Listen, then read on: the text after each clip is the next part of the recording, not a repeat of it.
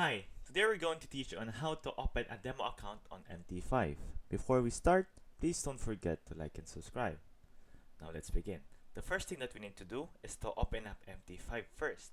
And after opening MT5, head on over to the top left of the screen, here in File. After clicking File, open an account. And now, it will show a list of companies for you to use with.